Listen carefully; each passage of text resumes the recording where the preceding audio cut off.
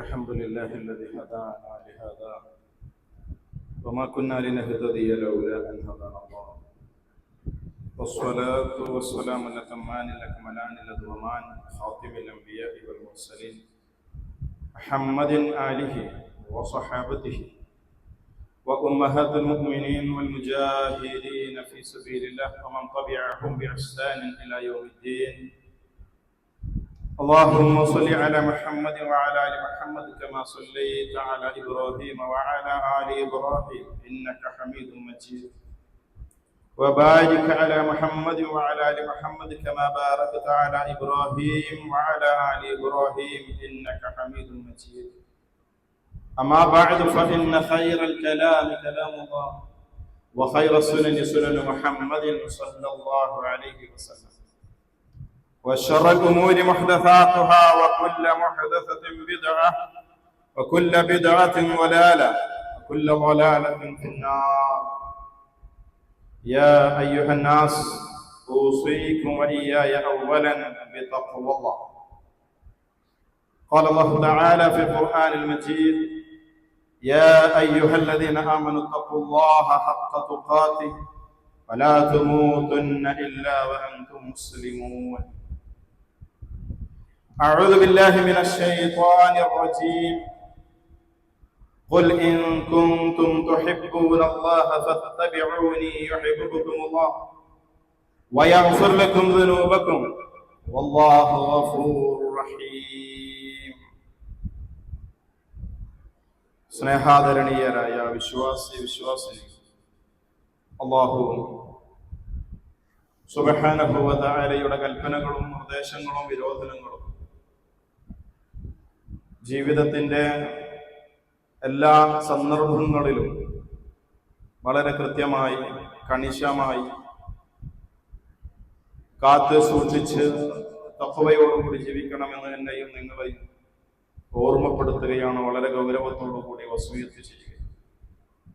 അല്ലാഹുവിനെ ഭയപ്പെട്ടുകൊണ്ട് അവന്റെ കൽപ്പനകൾ ജീവിതത്തിൽ പാലിച്ചുകൊണ്ട് ജീവിക്കുവാൻ അവൻ നമുക്ക് എല്ലാവർക്കും തൗഫീഖ് നൽകി അനുഗ്രഹിക്കുമാറാണ്. മുസ്ലിങ്ങൾ നമ്മൾ രണ്ട് തരക്കാരാണ്.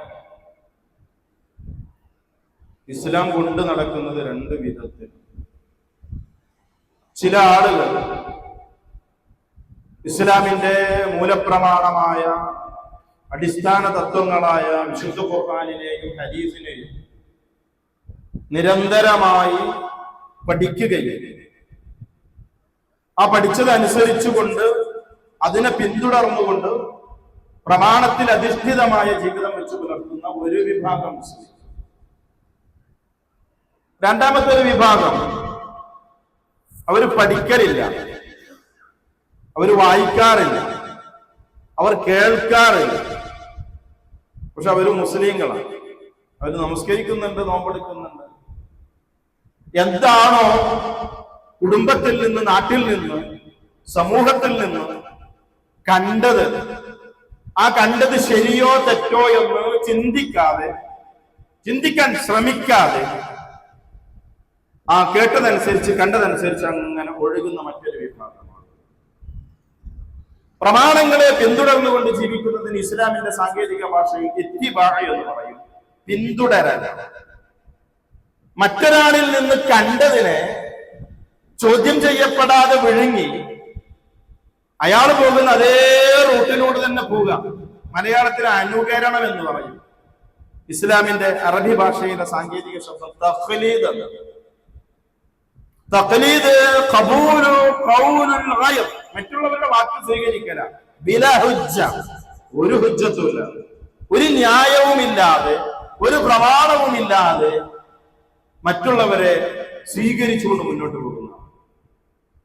റസൂലുള്ളാഹി സ്വല്ലല്ലാഹു അലൈഹി വസല്ലം ഇസ്ലാമിക പ്രബോധനത്തിന് വേണ്ടി കടന്നു വരുന്നതിന് മുൻപുണ്ടായിരുന്ന പൂർവിക സമൂഹം, ആ സമൂഹത്തിൽ ഉണ്ടായിരുന്ന വളരെ മോശമായ ഒരു പ്രവണതയാണ് തഖ്ലീദ്. അന്ധമായി അനുകരിക്കുക, മറ്റുള്ളവരെ അന്ധമായി അനുകരിക്കുക. അതിന് ഖുർആൻ വരച്ചു കാണിക്കുന്ന ആയത്തുകൾ പരിശോധിച്ചാൽ 3 തരത്തിലുള്ള അനുകരണങ്ങളെ കാണാൻ സാധിക്കും. ഒന്ന്, വിശുദ്ധ ഖുർആൻ സൂറത്തുൽ സുഖ്റൂഫ് 43-ാം അധ്യായം 23-ാമത്തെ ആയത്തിലൂടെ അല്ലാഹു സുബ്ഹാനഹു വ തആല പറയുന്നു വകദാലിക മാ അർസൽനാ മിൻ ഖബ്ലിക ഫീ ഖറിയത്തിൻ മിൻ നദീർ. താങ്കൾക്ക് മുൻപ് നാം ഒരു ദൂതനെയും മുന്നറിയിപ്പുകാരനെയും അയച്ചിട്ടുണ്ട്.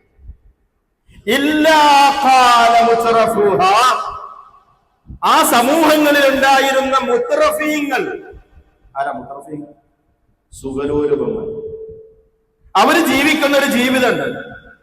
ആ സുഖം അനുഭവിക്കണമെങ്കിൽ പ്രമാണത്തിലേക്ക് തിരിഞ്ഞു നോക്കാൻ പാടില്ല. പ്രമാണത്തിലേക്ക് നോക്കിയാൽ തങ്ങളുടെ വ്യക്തി താല്പര്യങ്ങളെ, ശരീര മാനസിക സാമ്പത്തികമായ സുഖങ്ങളെ ഒക്കെ ഒഴിവാക്കേണ്ടി വരും.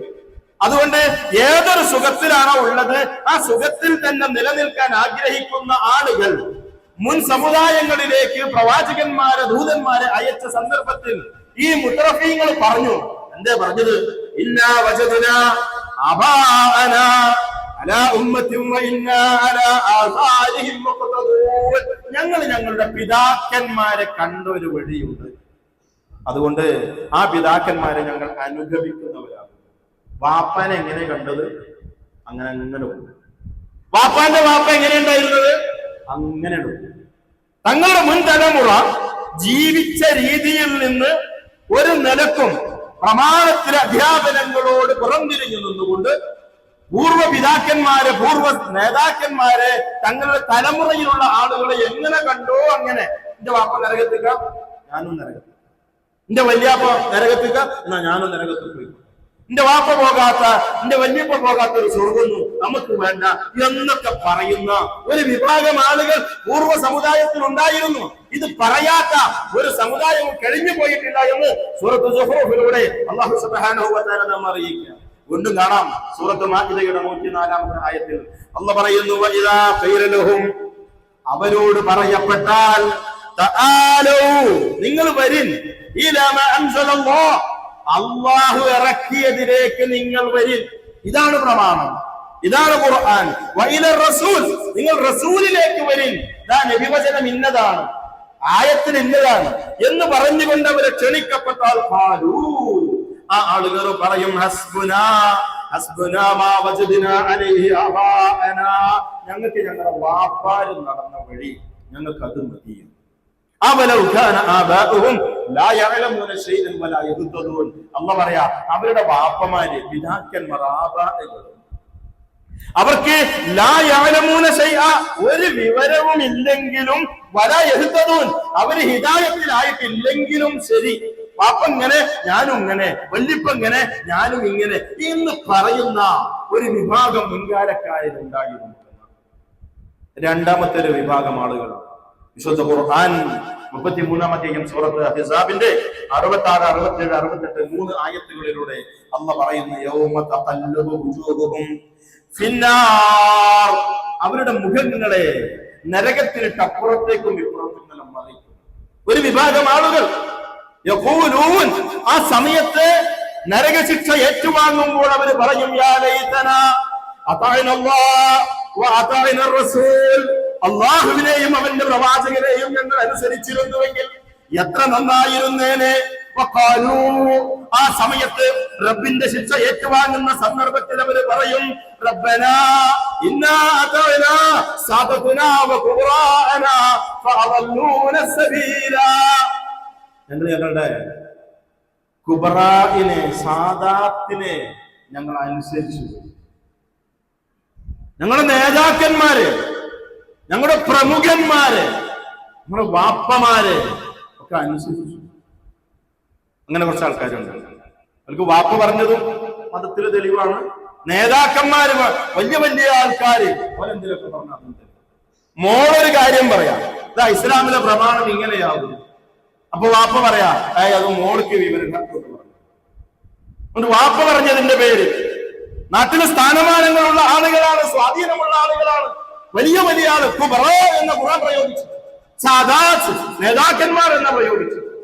അതുകൊണ്ട് ഇവരെ ഞങ്ങൾ അനുസരിച്ചു പോയി റബ്ബേ, നിന്നെയും നിന്റെ പ്രവാചകനെയും ഞങ്ങൾ അനുസരിച്ചിരുന്നുവെങ്കിൽ റബ്ബനാ, ഞങ്ങളുടെ റബ്ബേ ആതിഹിം ഉലൈഫൈനി മിനൽ അദാബ്, ഞങ്ങൾ ഇങ്ങനെ ശിക്ഷ അനുഭവിച്ചുകൊണ്ടിരിക്കുക, ഈ ആൾക്കാർക്ക് ഇരട്ടി ശിക്ഷ കൊടുക്കണം. അവിടുന്ന് പറയാം, ഈ കുബറായിനെ, ഈ സാദാത്യങ്ങളെ, ഈ ആബായിനെ അനുസരിച്ചതിന്റെ ഫലമായി കൊണ്ട് അനുഭവിക്കുന്ന ശിക്ഷ അവർക്ക് നീ ഇരട്ടി കൊടുക്കണമേ.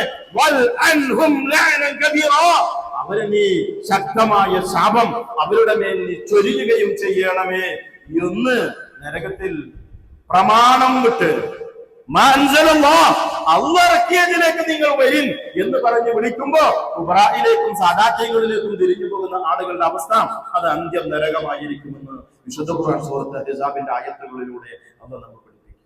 മുൻകാലക്കാരുടെ അവസ്ഥ വിശദീകരിച്ചു, അവരുടെ അവസ്ഥ വീണ്ടും ഖുർആൻ പറയുന്നുണ്ട്.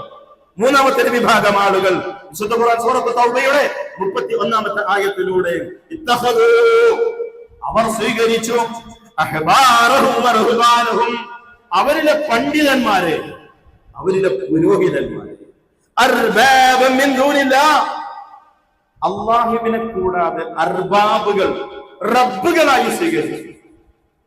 ഇങ്ങനെ റബ്ബായി സ്വീകരിച്ചു. ഈ ആയത്ത് കേട്ട സമയത്ത് അദീ ബിൻ ഹഖീം റളിയല്ലാഹു അൻഹു ജാഹിലിയ കാലഘട്ടത്തിലെ വലിയ ധർമ്മിഷ്ഠനായിരുന്ന ഒരു സാമൂഹ്യക്ഷേമ പ്രവർത്തകനായിരുന്നു ഹക്കിമുത്തായി, ശരിക്കായി. അദ്ദേഹത്തിന്റെ മകനായ അദീയ്, അദ്ദേഹം പിൽക്കാലത്ത് ഇസ്ലാം സ്വീകരിക്കുന്നുണ്ട്. ഈ ആയത്ത് കേട്ടപ്പോ ക്രൈസ്തവ വിശ്വാസിയായിരുന്ന അദ്ദേഹം ചോദിച്ചു, റസൂലേ, ഞങ്ങളുടെ കൂട്ടത്തിൽ ആരും ഞങ്ങളുടെ പണ്ഡിതന്മാരെ പുരോഹിതന്മാരെ റബ്ബായി അവർക്ക് ഞങ്ങളെ ഇബാദത്ത് ചെയ്യുന്നില്ല. റസൂലുള്ള ചോദിച്ചത്, അവർ ഹലാൽ എന്ന് പറഞ്ഞത് നിങ്ങൾ ഹലാലായി പരിഗണിക്കുന്നില്ലേ? അവർ ഹറാമാണ് എന്ന് പറഞ്ഞത് നിങ്ങൾ ഹറാമായി പരിഗണിക്കുന്നില്ലേ? ആ ഉണ്ട്, അത് അവർക്കുള്ള ഇബാദത്താണ്. വേർതിരിക്കാനുള്ള അധികാരം അത് അള്ളാഹുവിനുള്ളതാണ്, അള്ളാഹുവിന് മാത്രമുള്ളതാണ്. പണ്ഡിതന്മാർ പറയുന്നു ഇന്നത് ഹലാലാകുന്നു, ഇന്നത് ഹറാമാകുന്നു. പുരോഹിതന്മാര് പറയുന്നു, അതിനെ ആളുകൾ അനുസരിക്കുന്നു, അത് അവർക്കുള്ള ഇബാദത്തിൽ. മൂന്ന് വിഭാഗം ആളുകൾ പിതാക്കന്മാരെ അനുസരിക്കുന്ന, മതപ്രമാണം വിട്ടുകൊണ്ട് പിതാക്കന്മാരെ അനുസരിക്കുന്നു, സാദാത്യങ്ങളെയും കുബറായികളെയും അനുസരിക്കുന്ന ആളുകൾ, പണ്ഡിതന്മാരെയും പുരോഹിതന്മാരെയും അനുസരിക്കുന്ന ആളുകൾ. ഇവർക്ക് അന്തിമം നാശമായി. എന്താ ചെയ്യേണ്ടത്? ഇത്തിബാ, സമ്പൂർണമായ ഇത്തിബാ ഉണ്ടാവും. അതാണ് സൂറത്ത് ആലു ഇമ്രാനിലൂടെ 31-ാമത്തെ ആയത്തിൽ എന്ന് പറഞ്ഞത്. ഖുതുബയുടെ തുടക്കത്തിൽ ഞാൻ നിങ്ങളെ കേൾപ്പിച്ച ആയത്ത്, നിങ്ങൾക്ക് അള്ളാഹുവിനെ, നിങ്ങൾ അള്ളാഹുവിനെ ഇഷ്ടപ്പെടുന്നുവെങ്കിൽ ജീവിക്കാനുള്ള തൗഫീഖ് നൽകിയ, ജീവിക്കാൻ ഭൂമിയിൽ സംവിധാനങ്ങൾ ഒരുക്കുന്ന ആ പ്രപഞ്ചനാഥനായ റബ്ബിനെ ഇഷ്ടപ്പെടുക, സ്നേഹിക്കുക എന്നത് വിശ്വാസിയുടെ ബാധ്യത. ആ ബാധ്യതയുടെ പ്രകടമായ രൂപം എങ്ങനെയാ? എങ്ങനെ റബ്ബിനെ ഇഷ്ടപ്പെടേണ്ടത്? നബി പറയാ, അള്ളാഹ് പ്രവാചകരെ നിങ്ങൾ എന്നെ ഇത്തിബാഅ് ചെയ്യുക. തഖലീദല്ല, അന്ധമായ അനുകരണമല്ല, പ്രമാണത്തിന്റെ അടിസ്ഥാനത്തിലുള്ള പിന്തുടരൽ. അങ്ങനെ നിങ്ങൾ ചെയ്താൽ യുഹിബ്ബുകുമുല്ലാഹ്, അല്ലാഹു നിങ്ങളെ ഇഷ്ടപ്പെടും. ഇഷ്ടപ്പെട്ടു കഴിഞ്ഞാൽ യഗ്ഫിർ ലക്കും ദുനൂബക്കും, അവൻ നിങ്ങളുടെ പാപങ്ങൾ, നമ്മുടെ പാപങ്ങൾ പുറത്തു കെട്ടിക്കൊണ്ട് അള്ളാഹുവിന്റെ റഹ്മത്താകുന്ന സ്വർഗലോകത്ത് പ്രവേശിക്കുവാനുള്ള മാനദണ്ഡമാണ് സമ്പൂർണമായ ഇത്തിബാഅ് എന്ന് പറയുന്നത്. അള്ളാഹുവിന്റെ പ്രവാചകൻ സല്ലല്ലാഹു അലൈഹി വസല്ലമയുടെ തിരുമുഖത്തു നിന്ന് നേർക്ക് നേരെ ദീൻ പഠിച്ച സഹാബയെ കിറാം എന്തായിരുന്നു ഈ വിഷയത്തിൽ അവരുടെ നിലപാട്? ശക്തമായി ഇത്തിബാഇന്റെ നിലപാടുകൾ, പ്രവാചകരിൽ നിന്ന് ഉദ്ധരിക്കപ്പെട്ട ഹദീസുകളോട് അവർ വെച്ചു പുലർത്തിയിരുന്ന സമീപനങ്ങൾ നമുക്ക് ചരിത്രത്തിലെ ഒരുപാട് കാണാൻ സാധിക്കും. റഈസുൽ മുഫസ്സിരീൻ, വിശുദ്ധ ഖുർആൻ വ്യാഖ്യാതാക്കളിൽ നേതാവ് മഹാനായ ഇബ്നു അബ്ബാസ് റളിയല്ലാഹു അൻഹു, അദ്ദേഹം ഒരു ഹദീസ് പഠിപ്പിക്കുകയാണ് ഹജ്ജുമായി ബന്ധപ്പെട്ടുകൊണ്ട്. ഹജ്ജ് 3 വിധത്തില്: മുഖരിനായ ഹജ്ജ്, മുഫ്രിദായിക്കൊണ്ടുള്ള ഹജ്ജ്, മുതമത്തിആയിക്കൊണ്ടുള്ള ഹജ്ജ്. ഹജ്ജിന്റെ ഫിഖഹ ഞാൻ അങ്ങോട്ട് പ്രവേശിക്കുന്നു. ഇതിൽ ഏറ്റവും പ്രവാചകന് ഇഷ്ടപ്പെട്ടത്, ഏറ്റവും ശ്രേഷ്ഠതയുള്ളത് മുതമത്തിആയ ഹജ്ജ്. ഹജ്ജുമായി ബന്ധപ്പെട്ട നിയമങ്ങൾ പഠിപ്പിച്ചുകൊണ്ടിരിക്കെ ഹദീസ് പറഞ്ഞു കൊടുത്തപ്പോ ചില ആളുകൾ ചോദിച്ചു, നിങ്ങൾ ഈ പറഞ്ഞ അഭിപ്രായമല്ലല്ലോ അബൂബക്കറിനുള്ളത്.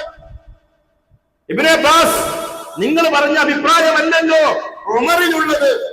ആ സമയത്ത് മഹാനായ ഇബ്നു അബ്ബാസ് റളിയല്ലാഹു അൻഹുവിന്റെ പ്രതികരണം, യൂശിഖു അൻ തൻസില അലൈക്കും ഹിജാറതൻ മിനസ് സമാ, ആകാശത്ത് നിന്ന് നിങ്ങളുടെ മുകളിലേക്ക്, നിങ്ങളുടെ തലക്ക് മുകളിലേക്ക് ചരൽ വർഷം വീഴാറായിരിക്കുന്നു. അഖൂലു, ഞാൻ പറയുന്നു, ഖാല റസൂലുള്ളാഹി സ്വല്ലല്ലാഹു അലൈഹി വസല്ലം, അല്ലാഹുവിന്റെ റസൂൽ ഇങ്ങനെ പറഞ്ഞു എന്ന് ഞാൻ പറയുമ്പോൾ, വതഖൂലൂൻ, നിങ്ങൾ പറയുന്നു, ഖാല അബൂബക്കർ വ ഉമർ, അബൂബക്കർ അങ്ങനെ പറഞ്ഞിട്ടുണ്ട്, ഉമർ ഇങ്ങനെ പറഞ്ഞിട്ടുണ്ട് എന്ന് നിങ്ങൾ പറയുന്നു. അബൂബക്കർ മോശം, അബൂബക്കർ ദീനിൽ മോശമാണ്, ഉമർ മോശമാണ്? അല്ല. മതത്തിന്റെ പ്രമാണം എന്ന് പറയുന്നത് അബൂബക്കർ പറഞ്ഞതല്ല, മതത്തിൽ സ്വീകരിക്കേണ്ടത് ഉമർ പറഞ്ഞതല്ല, മതത്തിൽ സ്വീകരിക്കേണ്ടത് അന്ധമായി ഇത്തിബാ ചെയ്യേണ്ടത് അത് മുഹമ്മദ് റസൂലുള്ളാഹി സ്വല്ലല്ലാഹു അലൈഹി വസല്ലം.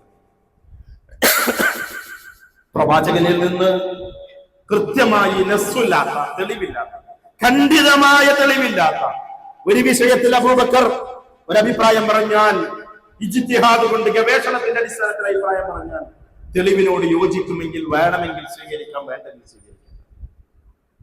വിശുദ്ധ ഖുർആനാണ് മാനദണ്ഡം, പ്രവാചകൻ സല്ലല്ലാഹു അലൈഹി വസല്ലമയുടെ ഹദീസാണ് മാനദണ്ഡം. ഞാൻ നേരത്തെ സൂചിപ്പിച്ചത് പൂർവ്വ സമുദായങ്ങളെ സംബന്ധിച്ച. എന്നാൽ റസൂലുള്ളാഹി സ്വല്ലല്ലാഹു അലൈഹി വസല്ലമയുടെ ഒരു പ്രവചനമുണ്ട്. ഇമാം ബുഖാരി രേഖപ്പെടുത്തുന്ന ഹദീസിൽ കാണാം, ഖാല റസൂലുള്ളാഹി സ്വല്ലല്ലാഹു അലൈഹി വസല്ലം ലാ തഖൂമു സ്സാഅ, അന്ത്യനാൾ സംഭവിക്കുകയില്ല, അന്ത്യനാൾ വരില്ല. ഹത്താ തഅഖുദ ഉമ്മതി ബിഅഖദിൽ ഖുറൂൻ, പൂർവികമായ സമുദായങ്ങളെ നിങ്ങൾ സ്വീകരിക്കുന്നത് വരെ അന്ത്യനാൾ സംഭവിക്കില്ല. എന്തൊരു മോശം വിശ്വാസം, എന്തൊരു മോശം നിലപാട് പൂർവ്വ സമുദായങ്ങളിൽ ഉണ്ടായിരുന്നുവോ അത് അതേപടി സ്വീകരിക്കുന്നത് വരെ അന്ത്യനാൾ സംഭവിക്കൂല. അന്ത്യനാൾ സംഭവിക്കുന്നതിന് മുൻപ് ഈ മുഹമ്മദിയ ശരീഅത്തിന്റെ ഉടമകളായ ആളുകൾ, ഈ വിശ്വാസി സമൂഹം, അവര് പഴയ അവസ്ഥയിലേക്ക് മടങ്ങുന്നു. എത്രത്തോളം? ഖബ്ലഹാ ശിബ്റൻ ബിശിബ്രിൻ വദിറാഅൻ ബിദിറാഅൻ, ചാണിന് ചാണായി, മുഴത്തിന് മുഴമായി. ഒരു ചാണ് ഒരു തിന്മയിലേക്ക്, ഒരു അവിശ്വാസത്തിലേക്ക്, ഒരു അനാചാരത്തിലേക്ക് പൂർവികൻ പോയിട്ടുണ്ടെങ്കിൽ അത് അത്രത്തോളം ഈ കാലഘട്ടത്തിലുള്ള ആളുകൾ അടുക്കുമെന്ന് റസൂലുള്ളാഹി സ്വല്ലല്ലാഹു അലൈഹി വസല്ലമയുടെ പ്രവചനമുണ്ട്. സൂക്ഷിക്കണം, ശ്രദ്ധിക്കേണ്ടതുണ്ട്.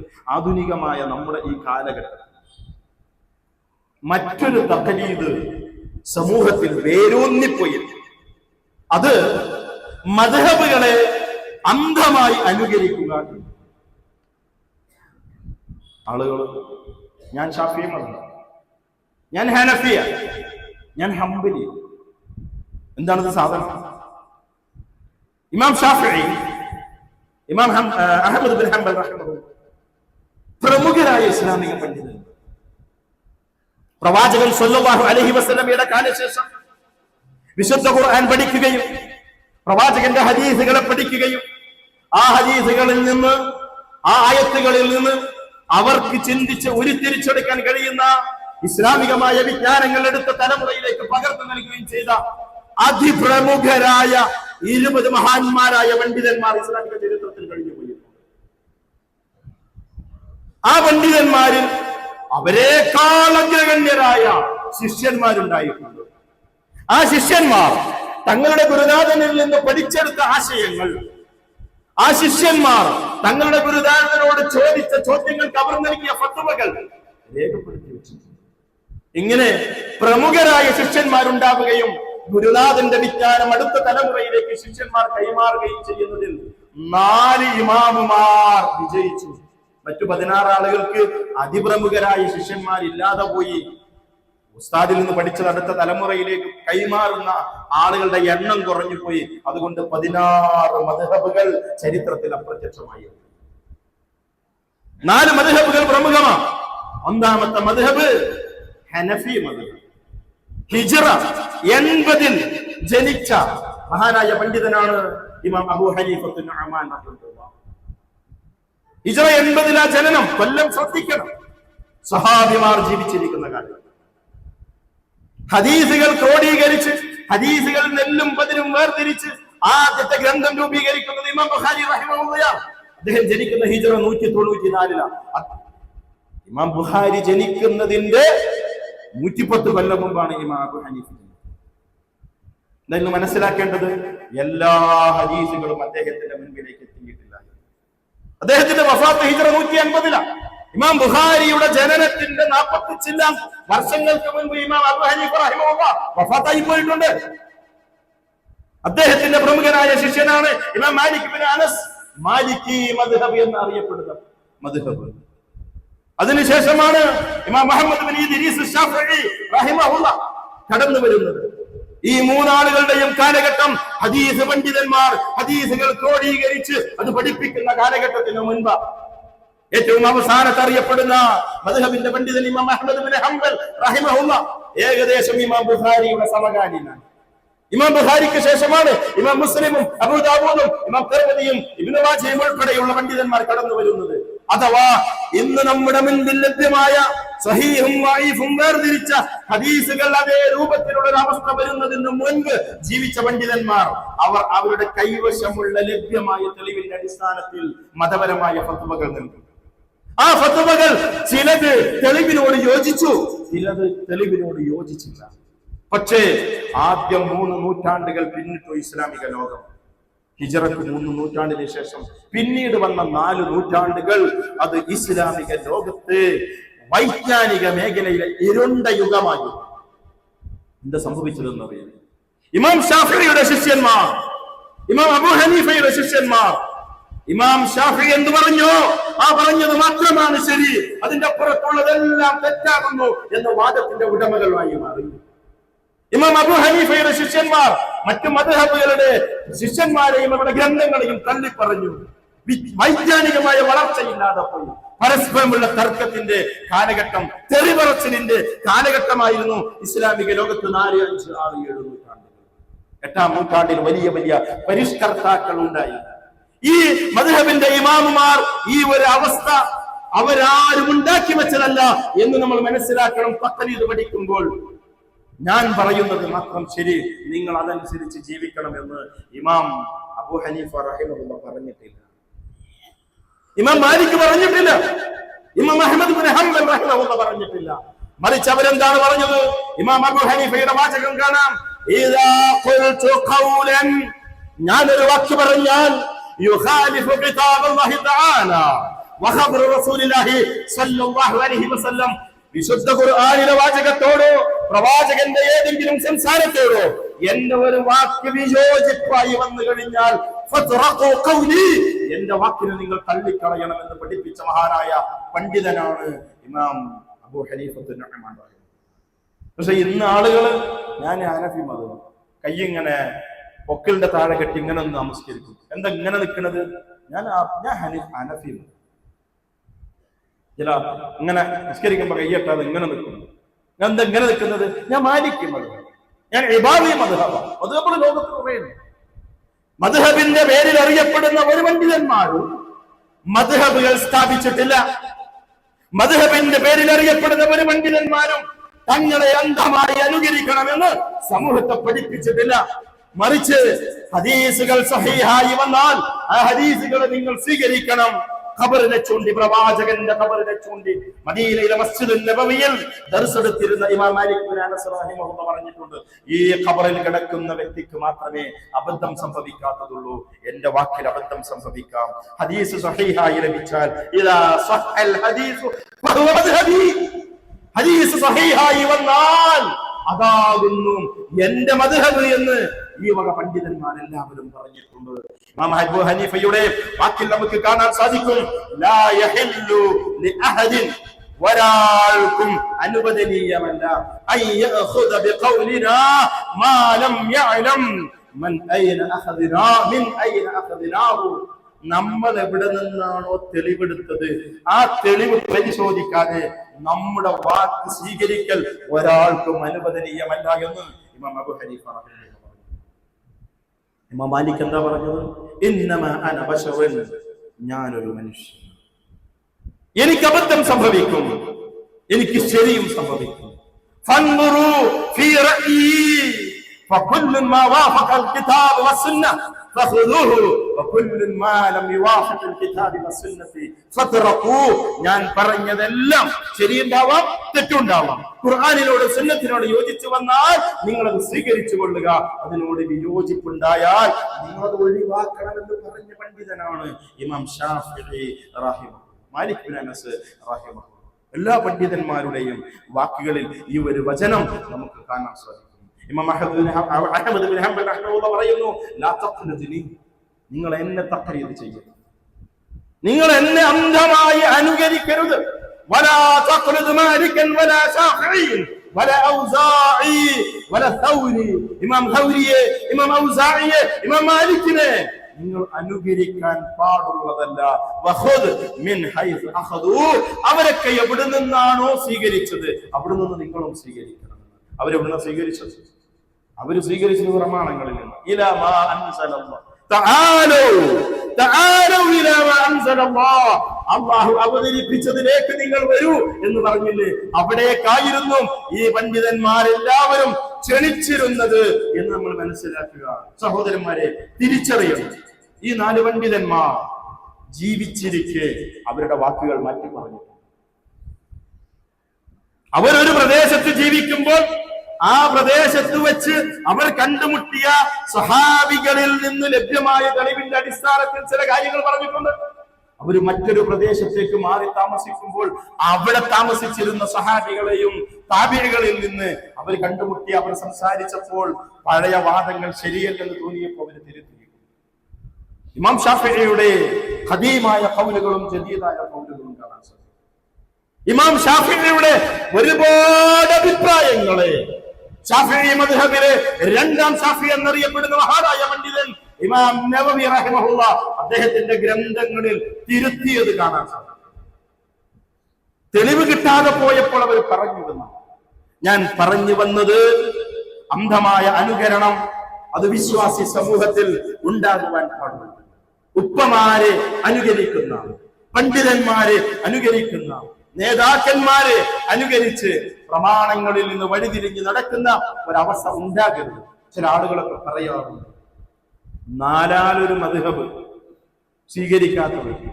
കേരളത്തിലെ ഏറ്റവും വലിയ മുസ്ലിം സംഘടന, ആ സംഘടനയിലെ മെമ്പർഷിപ്പ് കിട്ടണമെങ്കിൽ അഖീദയിൽ 2 തരീഖത്തിനെ, ഇമാം അശ്അരിയുടെ തരീഖത്ത്, ഇമാം മാതുരിയുടെ തരീഖത്ത്, ഈ 2 തരീഖത്തിൽ ഏതെങ്കിലും ഒന്നിനെ ഉൾക്കൊള്ളണം, അനുകരിക്കണം. 4 മദ്ഹബ് സ്വീകരിക്കാത്തവന് മെമ്പർഷിപ്പിൽ അനുവാദം. ഇസ്ലാമിൽ അങ്ങനെ ഒരു അവസ്ഥയില്ല. തഖ്ലീദ് അതൊരു ദുരന്തമാണ്. തഖ്ലീദ് ഒരു ശക്തമായ ദുരന്തമാണ്. ഇമാം ഷാഫിഈയുടെ പ്രമുഖനായ ശിഷ്യൻ മുസ്നി, അദ്ദേഹം ഗ്രന്ഥം രേഖപ്പെടുത്തുന്ന സമയത്ത് ആ ഗ്രന്ഥത്തിന്റെ 1ാമത്തെ പേജിൽ അദ്ദേഹം രേഖപ്പെടുത്തുന്നുണ്ട്, ഞാൻ ഈ ഗ്രന്ഥം എഴുതുന്നത് ഇതിനെ അന്ധമായി അനുകരിക്കുന്നതിന് വേണ്ടിയല്ല, മറിച്ച് ഉസ്താദിൽ നിന്ന് ഇങ്ങനെയൊക്കെ പഠിച്ചിട്ടുണ്ട്, അത് പരിശോധിച്ചതിന് ശേഷമേ അനുകരിക്കാനും സ്വീകരിക്കാനും പാടുള്ളൂ എന്ന് ബോധ്യപ്പെടുത്തുന്നതിന് വേണ്ടി ഞാൻ ഈ ഗ്രന്ഥം എഴുതുന്നു എന്ന് പറഞ്ഞുകൊണ്ട് ഗ്രന്ഥം എഴുതിയ പണ്ഡിതന്മാരെ കാണാൻ സാധിക്കും. ഞാൻ തുടക്കത്തിലെ വാചകം വീണ്ടും ആവർത്തിക്കാം. കുറെ ആൾക്കാർ ഇങ്ങനെ വൈകി വന്നപ്പോൾ വലിയ എത്തുപിടിയൊന്നും ഉണ്ടാവില്ല. എന്റെ കുതിരപ്പാണ്. മുസ്ലിം ഉമ്മത്ത് 2 വിഭാഗമാണ്. പ്രമാണം പഠിച്ച് പ്രമാണം സ്വീകരിച്ചുകൊണ്ട് ജീവിക്കുന്ന മുസ്ലിം വിഭാഗം, പ്രമാണം പഠിക്കാതെ, ഹദീസ് പഠിക്കാതെ, ഖുർആൻ പഠിക്കാതെ, വാപ്പയെ കണ്ട്, പണ്ഡിതന്മാരെ കണ്ട്, പുരോഹിതന്മാരെ കണ്ട്, നേതാക്കന്മാരെ കണ്ട് അവരെങ്ങനെ പോയത് അങ്ങനെ കണ്ണും ചിമ്മി പോകുന്ന ഒരു മൃഗങ്ങൾ ഒഴുകുന്ന ഒരവസ്ഥ. കന്നാലികൾ ഇങ്ങനെ ഒഴുകുക, ബാക്കിൽ ഏറ്റവും പുറകിലുള്ളതിനൊന്നിങ്ങനെ കൊട്ടിക്കൊടുത്താൽ പിന്നെ ഇങ്ങനെ പൊയ്ക്കൊള്ളും. അങ്ങനെ പോകുന്ന 2 കാറ്റഗറിയാണ് മുസ്ലിം ഉമ്മത്ത്. ഇതിൽ ഒന്ന് വിജയിച്ച കക്ഷിയാണ്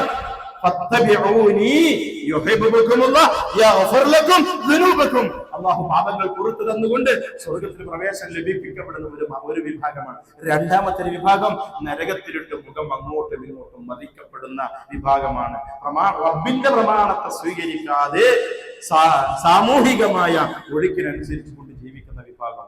അല്ലാഹു സുബ്ഹാനഹു വ തആല ഇസ്ലാമിന്റെ പ്രമാണങ്ങളെ മുറുകെ പഠിച്ച് ഓരോ വിഷയങ്ങളിലും ഇസ്ലാമിന്റെ അഹ്കാമുകളെ പഠിച്ച് അത് ജീവിതത്തിൽ അതേപടി പാലിച്ചുകൊണ്ട് യഥാർത്ഥ പ്യുവർ മുസ്ലിം, ഒരു ഒറിജിനൽ മുസ്ലിം ആയി ജീവിക്കാൻ നമുക്ക് എല്ലാവർക്കും തൗഫീഖ് നൽകി അനുഗ്രഹിക്കുമാറാകട്ടെ.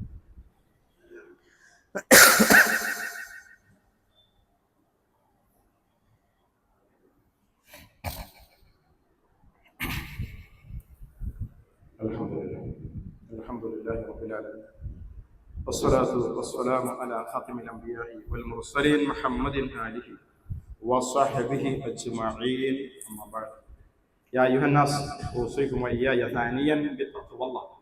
പ്രിയമുള്ള സഹോദരി സഹോദരന്മാർ, പടച്ചതമ്പുരാൻ ജീവിതത്തിൽ ഭയപ്പെട്ടുകൊണ്ട് ജീവിക്കണമെന്ന് ഒരിക്കൽ കൂടി എന്നെയും നിങ്ങളെയും ഓർമ്മ.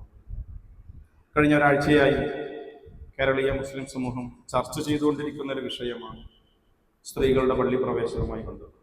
ഈ മിമ്പറിൽ വെച്ച് പലതവണ വളരെ വിശാലമായി ദലീലുകൾ, തെളിവുകൾ ഉദ്ധരിച്ചുകൊണ്ട് ചർച്ച ചെയ്യപ്പെട്ട വിഷയമാണ് അതിലേക്ക് പ്രവേശിക്കുന്നത്.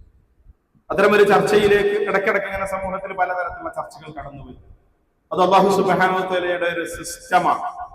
മറക്കുന്ന ആൾക്കാരെയൊക്കെ ഒന്ന് ഓർമ്മപ്പെടുത്താൻ വേണ്ടി റബ്ബ് ചെയ്യുന്നൊരു വ്യവസ്ഥയിൽ അള്ളയാണ് ഈ ദിക്റിനെ ഇറക്കിയത്. അത് അള്ളാഹ് സംരക്ഷിച്ചു നിർത്തും. അതിന്റെ ഒരു പ്യുവർ ഫോർമാറ്റ്, അതിന്റെ ഒരു ഒറിജിനൽ രൂപം ഖിയാമത്ത് നാൾ വരെ നിലനിൽക്കാനുള്ള ഒരു സംവിധാനം ഏതെങ്കിലുമൊക്കെ ഒരു നാവിന്റെ തുമ്പിലൂടെ അല്ലാഹു സുബ്ഹാനഹു വ തആല ഉണ്ടാക്കിക്കൊണ്ടിരിക്കും. ഒരു പെൺകുട്ടി പറയുന്നു, ഒരു സ്ത്രീക്ക്, മുസ്ലിം സ്ത്രീക്ക് പള്ളിയിൽ അവളെ തടയാൻ ഒരു ന്യായവുമില്ല, ഒരു പ്രമാണം. അതാണ് അസ്ല്.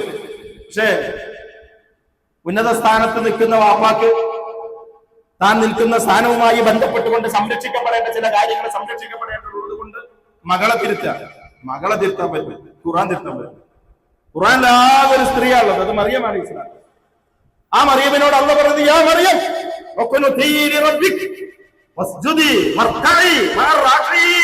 മറിയമേ, നീ അടങ്ങി ഒതുങ്ങി കഴിയണം, നീ സുജൂദ് ചെയ്യണം, നീ റുക്കൂ ചെയ്യണം. ഒറ്റയ്ക്ക് റുക്കൂ ചെയ്യാനല്ല പറഞ്ഞത്, റുക്കൂ ചെയ്യുന്നവരുടെ കൂടെ ചെയ്യണം. മറിയം ബീവി ഉണ്ടായത് പള്ളിന്റെ ഉള്ളില്. മറിയം ബീവി ജീവിച്ചത് പള്ളിന്റെ ഉള്ളിലാണ്. ആ പള്ളിന്റെ ഉള്ളിൽ റുക്കൂ ചെയ്യുന്നവരുടെ കൂടെ നീ റുക്കൂ ചെയ്യണം. ആ ജമാഅത്തിന്റെ കൂടെ നിസ്കരിക്കണം എന്ന് പറഞ്ഞത്. അത്ര നേർക്കുനേരെന്ന് പറഞ്ഞാല് പള്ളിക്ക് നടക്കുന്ന ജമാഅത്തിന്റെ കൂടെ നീ ജമാഅത്ത് നമസ്കാരത്തിൽ പങ്കാളിത്തം വഹിക്കണം മറിയമേ എന്ന്.